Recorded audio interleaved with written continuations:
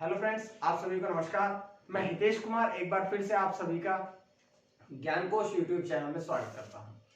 देखिएगा, अब एचटेट के एग्जाम हो रहे हैं। CTET, TGT, PGT, UPSI, PCS सब एग्जाम्स में लगातार हिंदियां आएंगी। तो हिंदी जो एक ऐसा विषय है जो कि सभी एग्जाम्स में आने वाला है, तो इन सब आवश्यकताओं को देखते हुए अब मैं हिंदी दोबारा से शुरू कर चुका हूं।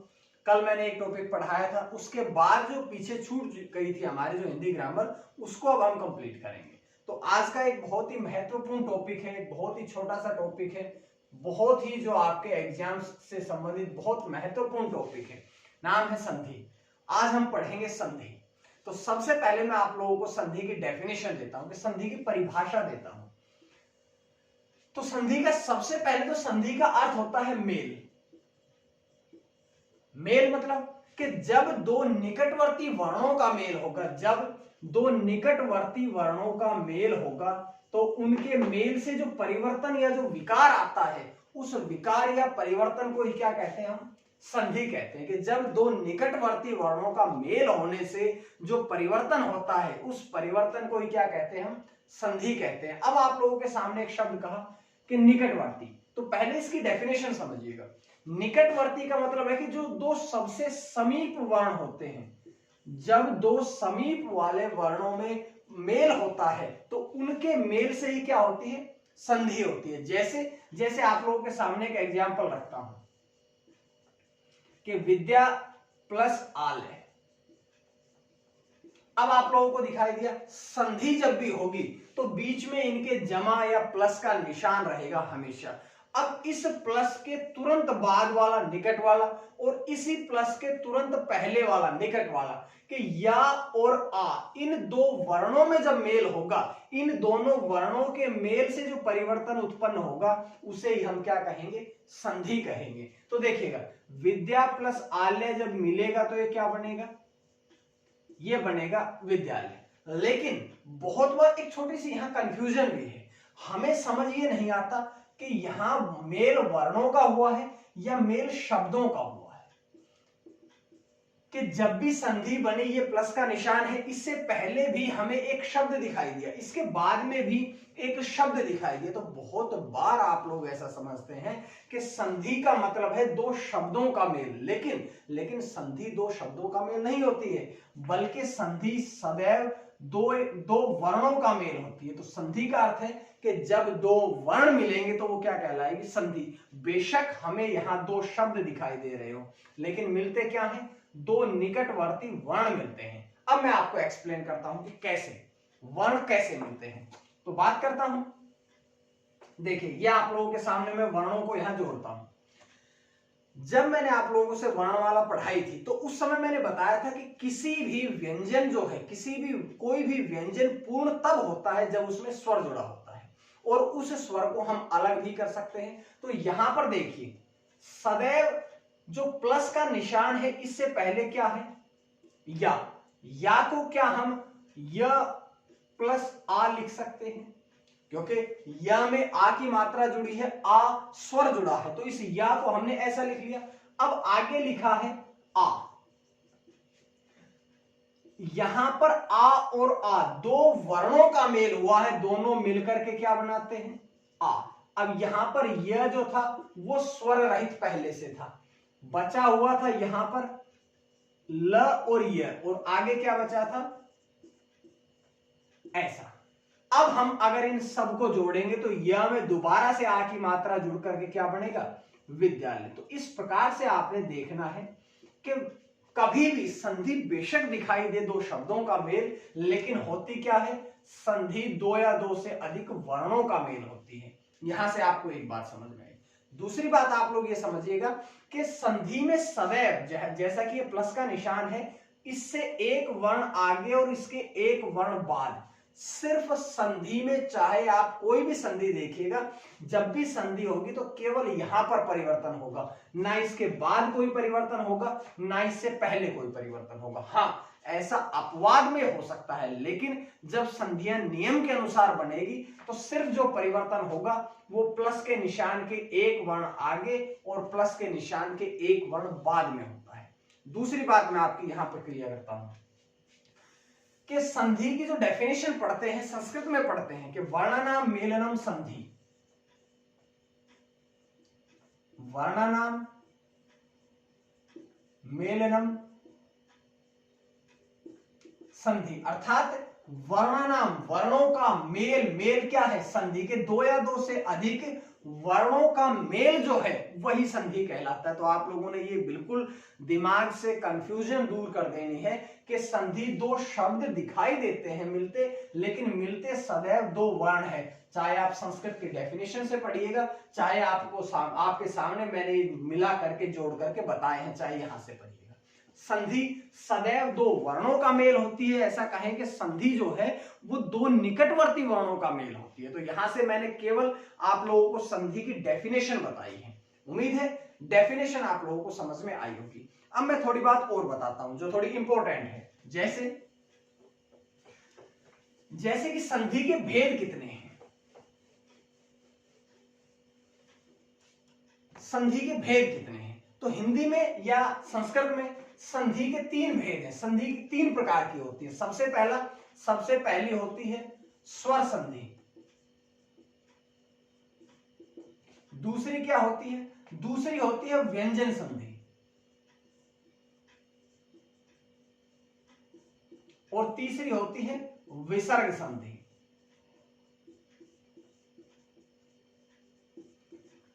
संधि जो है दो या दो से अधिक वर्णों का मेल है। और संधि के भेद की बात करें, संधि का वर्गीकरण करें कि संधि को कितने भागों में बांटा गया है, संधि को कितने आधार पर वर्गीकृत किया गया है, तो संधि के कितने भेद हुए? तीन भेद। सबसे पहला है स्वर संधि, दूसरा कौन सा है? व्यंजन संधि, और तीसरा कौन सा है? विसर्ग संधि। तो मैं पहले इन तीनों के बारे में थोड़ी थोड़ी बात करूंगा। जैसे कि मैंने बताया आप सभी से कि प्लस का निशान तो हमेशा संधि होगी तब रहेगा। अब इस प्लस के निशान के पहले और बाद, जब इस प्लस के निशान के तुरंत पहले और बाद दोनों स्थान पर स्वर रहेगा, केवल स्वर रहेगा, तो वो कौन सी संधि कहलाएगी? वो कहलाएगी स्वर संधि। यानी कि जब भी मेल हो, जब भी दो स्वरों का मेल हो, तो कौन सी संधि कहलाएगी? वो स्वर संधि। लेकिन जब इस प्लस के निशान के आगे और पीछे दोनों स्थान पर व्यंजन होता है, या किसी भी एक स्थान पर व्यंजन हो, मान लो आगे व्यंजन है पीछे स्वर है, या आगे स्वर है पीछे व्यंजन है, तो अगर ऐसी सिचुएशन भी आई कि जब दो व्यंजन मिले, या एक स्वर एक व्यंजन, एक स्वर एक व्यंजन, या एक व्यंजन एक स्वर मिले, किसी भी अवस्था में, इन तीनों अवस्थाओं में कौन सी संधि होती है? व्यंजन संधि है। तो सिंपल सा ध्यान रखिएगा, जब दोनों स्वर मिले तो स्वर संधि, जब एक तरफ भी व्यंजन रहा तो कौन सी संधि कहलाएगी? वो व्यंजन संधि, या दोनों तरफ ही व्यंजन रहे प्लस के निशान के, वहां भी व्यंजन संधि। अब बात कर लेते हैं विसर्ग संधि की। तो विसर्ग संधि में विसर्ग का मेल चाहे स्वर से हो, या इस विसर्ग का मेल व्यंजन से हो, दोनों की दोनों अवस्थाओं में कौन सी संधि कहलाएगी?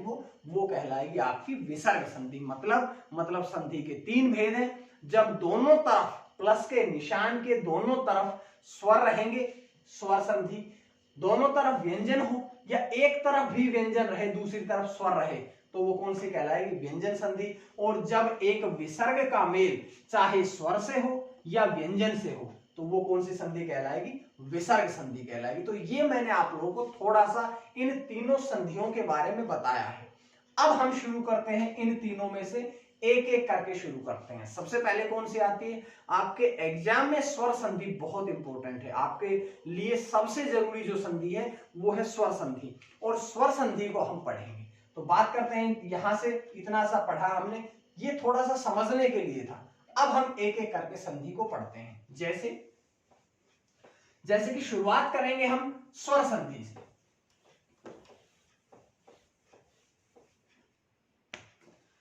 सबसे पहले आप सभी से बताया कि सबसे पहला जो भेद है वो कौन सा है?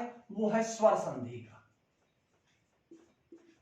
लेकिन आपसे प्रश्न में पूछा जाए कि संधि के कितने भेद है, अभी अभी लिखवाए थे 3 भेद है, स्वर संधि, व्यंजन संधि, विसर्ग संधि। लेकिन प्रश्न बनता है कि इस स्वर संधि के भी कितने भेद हैं, तो स्वर संधि के भी 5 भेद हैं। एक एक करके हम आज पढ़ेंगे। स्वर संधि के 3 भेद, लेकिन स्वर संधि के कितने भेद हैं, 5 भेद है। तो सबसे पहला जो इसका भेद आता है वो आता है दीर्घ संधि। अब हम पढ़ेंगे दीर्घ संधि। देखिएगा, अगर हम दीर्घ संधि को ही देखें तो दीर्घ संधि में एक शब्द दिखाई दिया आपको, क्या, दीर्घ। दीर्घ शब्द का अपना स्वयं का अर्थ क्या होता है, बड़ा। बड़ा यानी कि जब प्लस का निशान तो बताया था मैंने आपको कि सदैव 2 स्वरों का मेल होगा, प्लस के निशान के आगे और पीछे दोनों जगह स्वर रहेंगे। लेकिन दीर्घ संधि जो कि स्वर संधि का पहला भेद है, इसमें दीर्घ शब्द दिखाई दिया। दीर्घ शब्द का मतलब क्या होता है, बड़ा। बड़ा का मतलब यह है कि जब 2 स्वर, 2 सजातीय स्वर,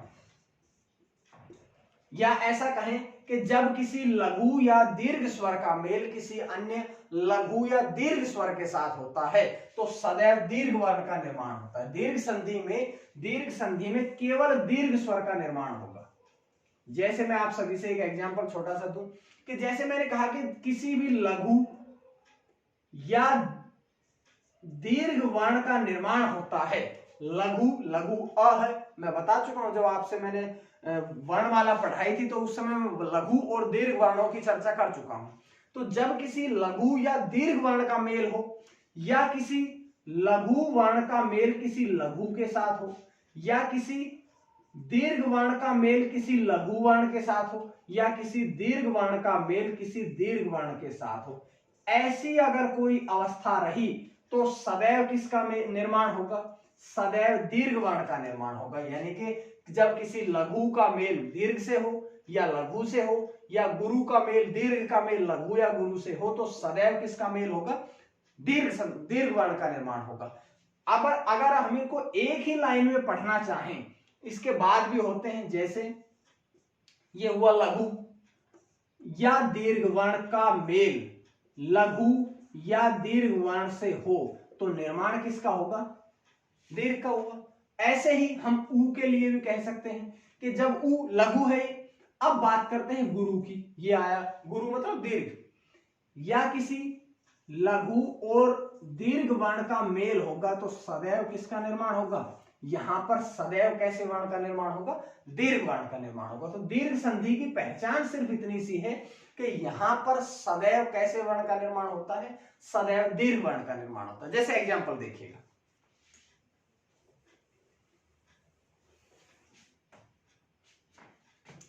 जैसे मैं कहूं विद्या प्लस अर्थी,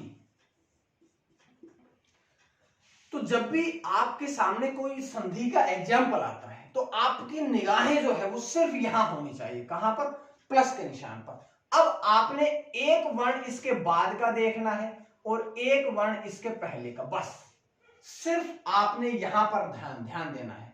अब देखिएगा आगे लिखा है या को क्या हम य प्लस आ कर सकते हैं, ऐसा हो सकता है भाई, य में आ की मात्रा जोड़ी तो ऐसा बना। अब आगे क्या लिखा है, अ, ऐसा कर दिया, ठीक है। तो अब आप लोग देखिएगा कि आ प्लस अ ऐसा ही तो हुआ, और अगर ऐसा हुआ तो निर्माण किनका होगा, इन दोनों का, दोनों मिलकर के निर्माण किसका करेगी, आ का। तो इन दोनों के स्थान पर केवल कौन आएगा, आ। भाई आ में या दीर्घ वाले में जब लघु वर्ण मिलेगा तो निर्माण तो दीर्घ का होगा, तो इन दोनों के स्थान पर निर्माण किसका होगा, केवल आ का। आगे क्या लिखा था, यह, और अंत में जो था वो ऐसे के ऐसा लिखना है आपने, शुरू में जो था वो भी आपने ऐसे के ऐसा लिखना है। अब देखिए या में जब आ जुड़ेगा तो क्या बनेगा, या आगे जो है ऐसे का ऐसा, शुरू में जो है वो ऐसे का ऐसा। तो सिंपल सी बात है, बहुत ज्यादा, क्योंकि शुरुआत है, जब आप लोगों को ये चीजें पता होती है तो आप इसको आसान समझते हैं, लेकिन जो पहले है, न्यू कमर है, उनके लिए बड़ी दिक्कत आती है। तो अगर आपको किसी प्रकार की दिक्कतें आती है तो आपने उन वर्णों को तोड़ करके पढ़ना है, ठीक है। उसके बाद बात करता हूं, अगर आपको आ गया तो आप यहां से डायरेक्ट बना सकते हैं कि आ प्लस आ का निर्माण हुआ, यहां से डायरेक्ट ये बना सकते हैं। लेकिन अगर आपको ये नहीं आता है, सीख रहे हैं आप, तो आप इसको इस प्रकार से करें, ठीक है। 2-3 बार करेंगे, 4, 5, 6, 7 बार, फिर आप फ्लो में आ जाएंगे, फिर आप डायरेक्ट यहां से इसको बना लीजिएगा। लेकिन शुरुआत आप लोग ऐसे करें ताकि आपको ये चीज समझ में आएगी, ठीक है। उसके बाद मैं एक और एग्जांपल रखता हूं, जैसे इसके बाद देखिएगा, मैं आप लोगों से कहूं कि महा प्लस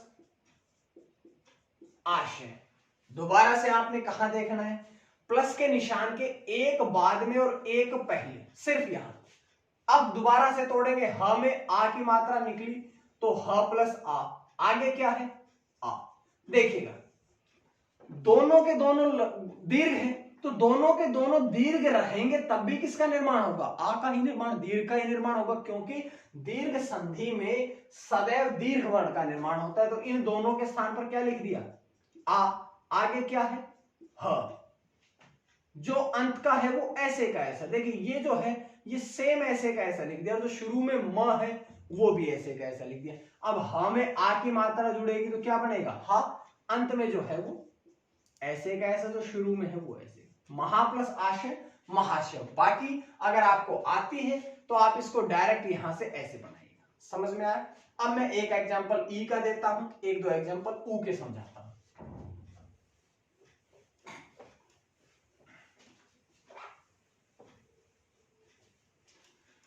तो ये देखिएगा, अब बात करता हूं मैं ई के एग्जांपल और ऊ के एग्जांपल की।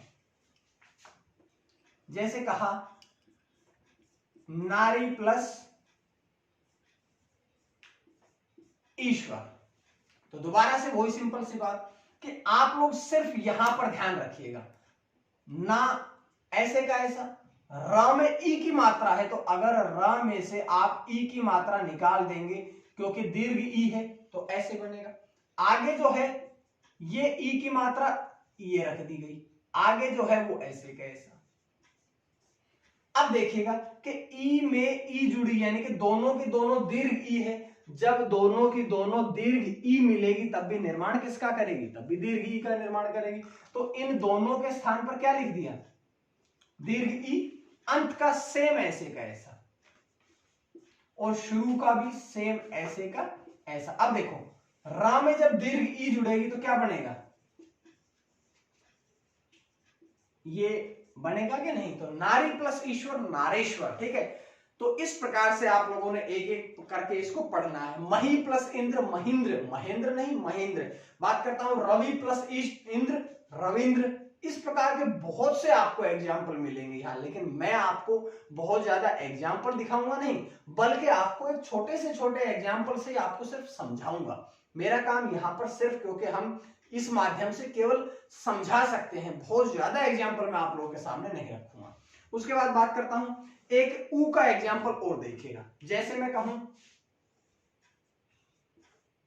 भानु प्लस उदय, भानु प्लस उदय,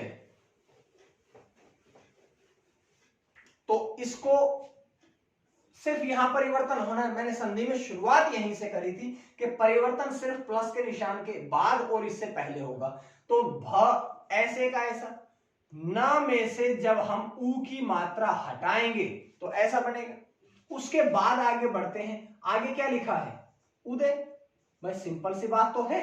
तो अब देखो ऊ प्लस ऊ का मेल जब ऊ से हो तो निर्माण किसका होगा, दीर्घ ऊ का निर्माण होगा, और इन दोनों के स्थान पर निर्माण किसका हो जाएगा, दीर्घ ऊ का निर्माण होगा। बाकी जो आगे लिखा है ऐसे कैसा, जो शुरू में लिखा है ऐसे कैसा। अब एक चीज और देखो, ना में जब ऊ की मात्रा, दीर्घ ऊ की मात्रा जुड़ेगी तो क्या बनेगा, और अंत का ऐसा कैसा, शुरू का भानु प्लस उदय भानुदय, ठीक है। तो इस प्रकार से आपने देखना है कि भू प्लस ऊपरी भूपरी, भू प्लस ऊपरी, सेम ऐसा ही। अगर देखो यहां से अगर हम भ में से उ निकाल देंगे तो भ आधा यानी कि स्वर रहित है, बाकी आगे लिखा है दीर्घ उ, आगे लिखा है ऊपरी।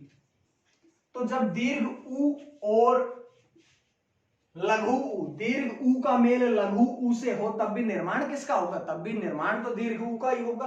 तो इन दोनों के स्थान पर क्या लिख दूं, दीर्घ उ। अब ये उ जब भा में जुड़ेगा तो क्या बनेगा, ऐसा, और जो अंत में है वो ऐसे। तो भू प्लस ऊपरी, भूपरी। अगर आपको ये सिस्टम आता है यहां से तो आप इसको डायरेक्ट ऐसा करें, लेकिन आपने जब तक नहीं सीखा है या अगर आपको डाउट है तो आपने उसको इस प्रकार के सीक्वेंस में बांट बांट के ही सीखना है। तो ये थी आपकी स्वर संधि। स्वर संधि का पहला भेद कौन सा पढ़ा हमने, दीर्घ संधि। उसके बाद क्योंकि इतने ही एग्जाम्पल हैं, एक एक दो दो एग्जाम्पल से हमने समझना है, उसके बाद हम बात करते हैं दूसरी संधि की। जैसे इसके बाद दूसरा कौन सा भेद आता है,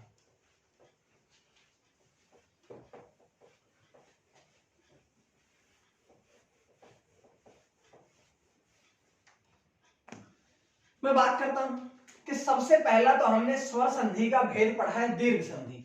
दीर्घ संधि के बाद जो दूसरा आता है वो आता है गुण संधि।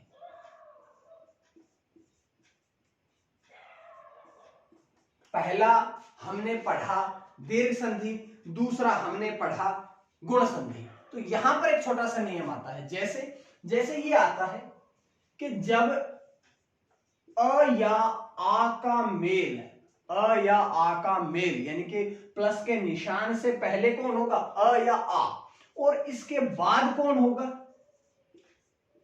लघु या दीर्घ ई, इन दोनों में से कोई हो तो दोनों मिलकर के किसका निर्माण करते हैं, ए का निर्माण करते हैं। जब अ या आ का मेल ई या ई से हो, लघु या गुरु ई से हो, तो निर्माण किसका होगा, ए का होगा। उसके बाद यदि अ या आ का ही मेल उ या उ से हो तो निर्माण किसका होगा, ओ का होगा। और जब अ या आ का मेल री से हो तब निर्माण किसका होगा, निर्माण होगा अर का। और ध्यान रखिएगा जब भी किसी स्वर का व्यंजन का निर्माण होता है तो उस व्यंजन में स्वर नहीं होता है, उसके बाद अगर कोई स्वर आकर के इसको पूरा कर दे वो अलग बात है, लेकिन संधि में जब भी व्यंजन का निर्माण होगा तो वो स्वर रहित व्यंजन का निर्माण होगा। ठीक है, तो ये डेफिनेशन थी। ये तीन इक्वेशंस हैं जो कि गुण संधि में आती है। गुण संधि में आती है कि जब भी अ आ का मेल ई से हो तो निर्माण किसका होगा, ए का। जब अ आ का मेल उ से हो तो निर्माण किसका होगा, ओ का। जब अ आ का मेल री ऋषि वाले री से हो तो निर्माण किसका होगा, अर का। तो ये सिर्फ तीन इक्वेशंस हैं जो कि हमने फॉलो करनी पड़ेगी कौन सी संधि में, गुण संधि में। मैं एक एग्जांपल लिखता हूं बहुत आसान सा। जैसे मैं आपसे कहूं महा प्लस इंद्र, मैंने पहले आपसे बताया कि जब भी संधि देखोगे तो पहले आपको क्या करना है, प्लस के निशान से एक वर्ण आगे और एक वर्ण पीछे, यानी कि आगे क्या है हा और पीछे क्या है ई। तो हम हा में से क्या निकाल सकते हैं, हा में से हमने स्वर अलग कर दिया, ऐसा बचा। उसके बाद लिखा है ई, और जो अंत का है वो ऐसे का ऐसा लिखना है, जो इसके पहले बचा था वो ऐसे का ऐसा। अब देखिएगा सिर्फ यहां पर देखिएगा कि आ का मेल ई से हुआ, आ का मेल ई से हो तब निर्माण किसका होगा, दोनों के स्थान पर ए का। तो क्या मैं इन दोनों के स्थान पर सिर्फ ए को लिख सकता हूं, क्यों, क्योंकि यहां इस इक्वेशन में ये कहा है कि अ आ का निर्माण ई से हो तो ए का निर्माण होगा। इन अ आ का मेल ई से हो तो निर्माण किसका होगा, ए का होगा। तो इसी के अनुसार ये दोनों मिले, बना कौन, ए।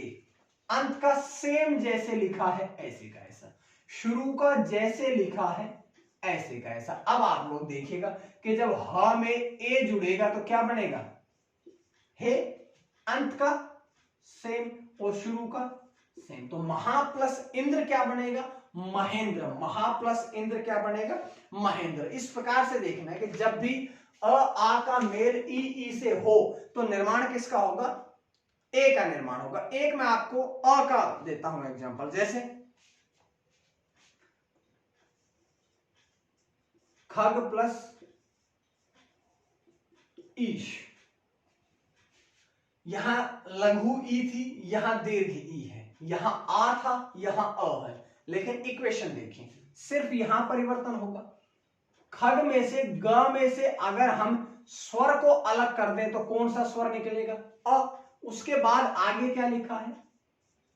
ईश, यानी कि एक इक्वेशन और सामने आए कि यहां अ प्लस दीर्घ ई, अ का मेल जब दीर्घ ई से हो तो निर्माण किसका होगा? ए का होगा। तो इन दोनों के स्थान पर भी मैं क्या कर सकता हूं? ए कर सकता हूं।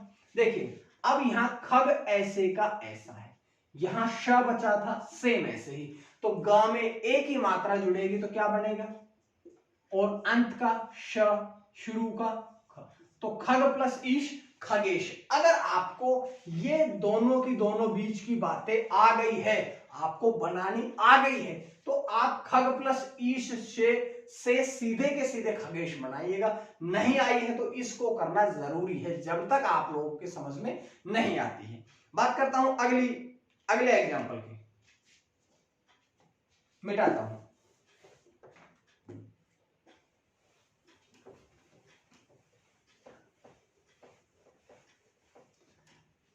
अगला है पर प्लस उपकार।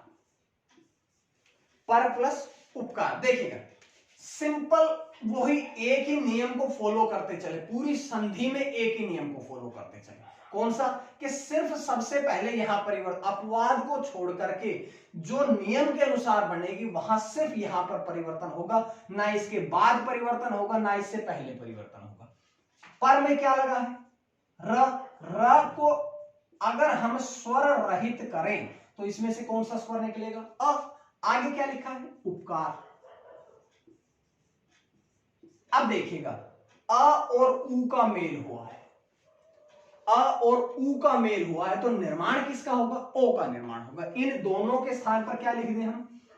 ओ लिख दें। अंत का सेम ऐसे ही लिखना है और शुरू का जो है वो भी ऐसे का ऐसा लिखना है। अब देखिएगा आपको पता होना चाहिए कि जब कोई स्वर रहित व्यंजन होता है, स्वर रहित व्यंजन है र, इसके बाद आ गया ओ यानी कि स्वर, तो आपस में दोनों जुड़ जाते हैं। र में ओ जुड़ेगा तो क्या बनेगा? रो। अंत का ऐसे का ऐसा और शुरू का प बचा था वो भी ऐसे का ऐसा, तो पर प्लस उपकार परोपकार। यहां समझ में आ गया तो डायरेक्ट ऐसे बनाए, नहीं तो बीच का करना जरूरी है। ठीक है, तो इस प्रकार से एक एक प्रश्न को आपने ऐसा पढ़ना है कि बहुत ही अच्छी तरह से। ठीक है, एक और आप लोगों के सामने स्क्रीन वो लेके आता हूं।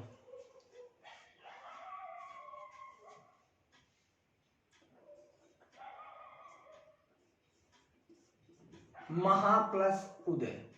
देखिएगा पहला काम कर लिया अंडरलाइन, दूसरा काम कि जो पहले है उसको स्वर रहित करो, तो ह में से जब हम स्वर हटाएंगे तो आ बचेगा। आगे क्या लिखा है? उदय। और आ प्लस उ, आ का मेल उ से होगा तो बनेगा क्या? ओ। तो इन दोनों के स्थान पर क्या कर देंगे? ओ।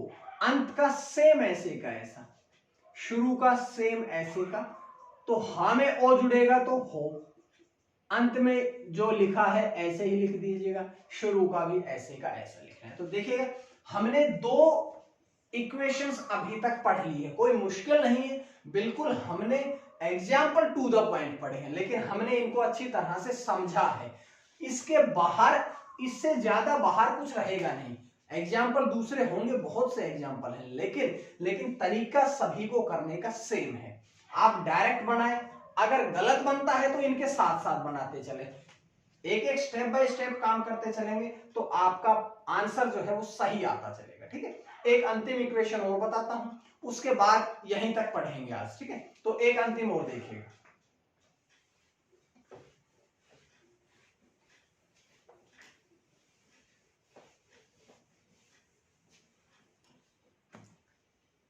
बात करते हैं अगला,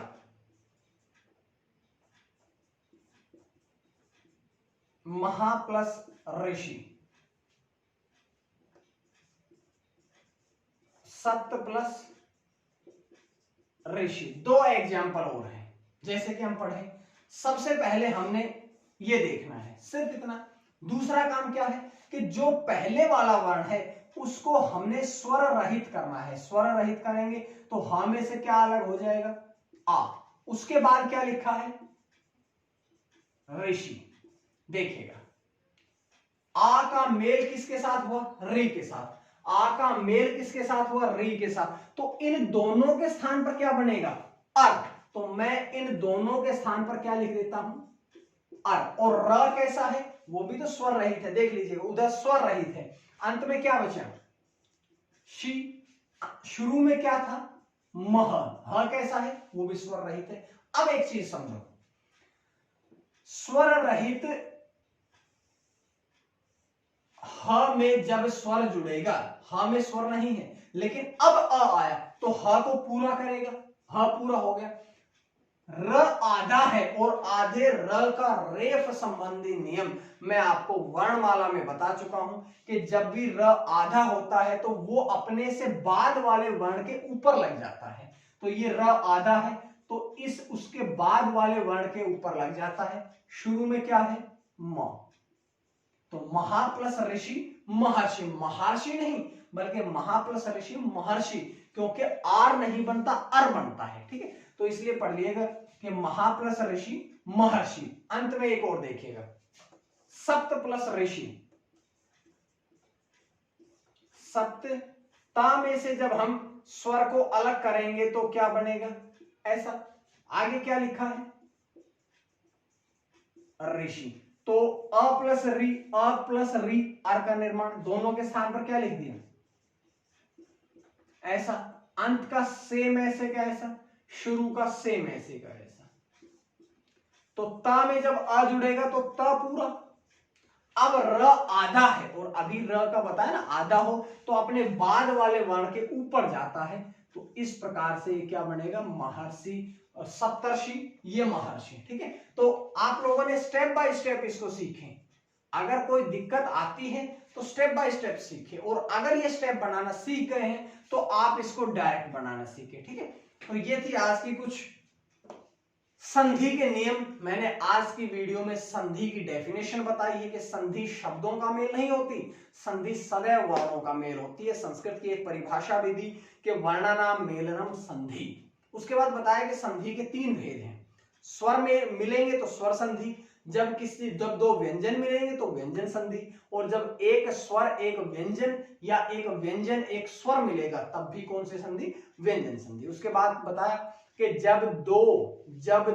जब किसी भी विसर्ग का मेल स्वर या व्यंजन से हो तो वहां विसर्ग संधि होता है। ठीक है, उसके बाद स्वर संधि के दो भेद मैंने बता दिए हैं। बहुत ज्यादा एग्जाम्पल नहीं दिए हैं लेकिन इस एग्जाम्पल के द्वारा ही जो करा है, उसके अलावा भी सारे जितने भी एग्जाम्पल बचे हैं वो सारे भी इसी तरीके से किए जाएंगे। ठीक है, तो उम्मीद है आपको ये वीडियो पसंद आएगी। अगली जो संधि की वीडियो होगी उसमें मैं स्वर संधि के तीनों भेद जो बचे हैं, गुण के बाद, क्योंकि दो पढ़े दीर्घ और गुण, गुण के बाद में वृद्धि बचा, यण बचा, अयाद्य बचा, इन तीनों को मैं अगले क्लिप में लेके आऊंगा, अगली वीडियो में लेके आऊंगा। तब तक के लिए आप यहां से एग्जाम्पल बनाइएगा, पूछिएगा, और अगर आपको कोई एग्जाम्पल नहीं आता है तो आप कमेंट करके बताइएगा ताकि मैं उसका सॉल्यूशन भी अगली वीडियो में आपको देता रहूं। ठीक है, तो आज के लिए इतना ही।